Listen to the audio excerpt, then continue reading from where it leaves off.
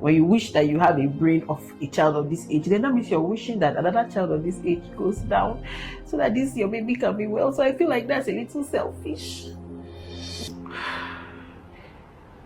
He said, do we want to test it? Do you know what it means to open the skull of this child? It's 50-50. Is it not the pain she'll go through? What if it doesn't work? Okay, then whose brain are you going to take from? Because when you wish that you have a brain of a child of this age, then that means you're wishing that another child of this age goes down so that this your baby can be well. So I feel like that's a little selfish. Everyone, so today I just led, and I felt like it is time we come up on social media, which happens to be like our office where we work, to talk about something very important in our lives. Over the years, I mean, for the past 3, 4, 5, 6 years, we've had a lot of people trolling, my wife and I, that we have not been posting our only daughter online, posting our only daughter, our child, our first child. And so, not as if we shied away from it, but we felt like it wasn't too necessary at some point. But I think because we do a lot of family content, and so we show our kids online all the time, so people really want to know why are we not showing our only daughter, who happens to be our first child. So today, we just want to come out and probably clear the air, and then clear the doubts of these people who have been mocking us and trolling us. Of course, as I was discussing with my wife, I simply say, I told her that just let them know that you shouldn't even mock the pains you do not understand, because I mean, as parents, we have some pains that has been quite very excruciating, but we decided to keep it aside and just move on with life. So I'm going to tell you about our only daughter and why we have not been posting her. Should I go ahead? Yeah, please. All right. So of course in 2015 was when we got married, and in 2016 my wife delivered of our baby girl. Her name is Eke Aya.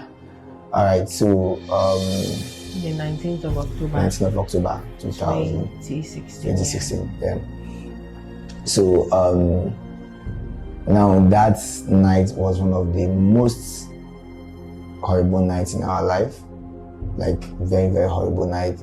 I think on the 16th, on the 7th, 18 was when the labor started. Yeah, on the 18th. It was a day before. It was like the early hours of the day. Early hours of the 19th. Yeah, it was the early hours of the 19th. Okay. That was when the labor started. In the morning. And we had a good progression of labor. According to the medical teams that checked us. And of course, during the antenatal and the checkup from the doctors, everything was fine. Even the placenta position, the water in the, everything was fine, basically, up until the time for delivery, and I think at some point in the hospital, of course, we're in a public hospital, government hospital, and at some point when I was going through my pain, it was like I think it was like it was not a medical personnel that checked me at some point. I feel like the nurses, everybody just went to go and rest, and the person I saw that was trying to clean the room, so I just assumed that might be a cleaner or something that was now checking me at some point, but I had progressed greatly, and then the doctor came out like, okay, in the next few minutes or so, not up to an hour, they're going to have to start entering to push up, so that was the plan. And by the time it was time to push,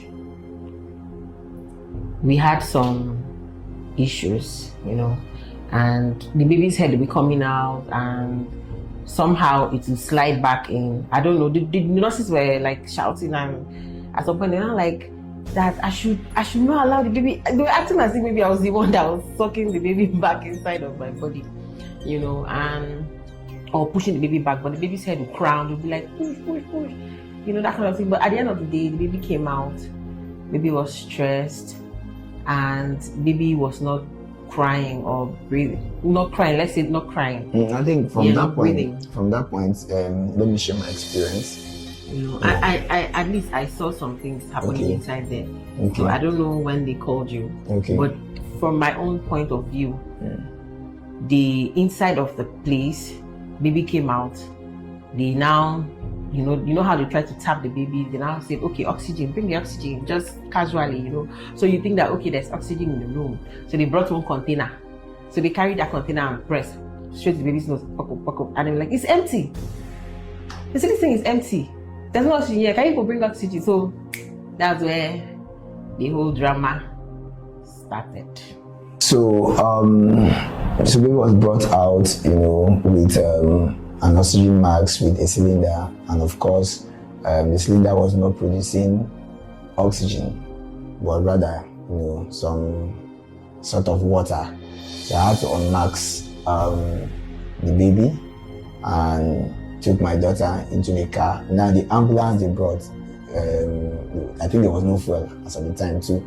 So I was left with the only option to drive with the baby. So my mother-in-law stepped into the car, and then we drove from General Hospital then to another hospital, to Teaching Hospital, you know. And so in other words, what this actually meant was that in the whole of the hospital, there was no oxygen. No oxygen, yeah.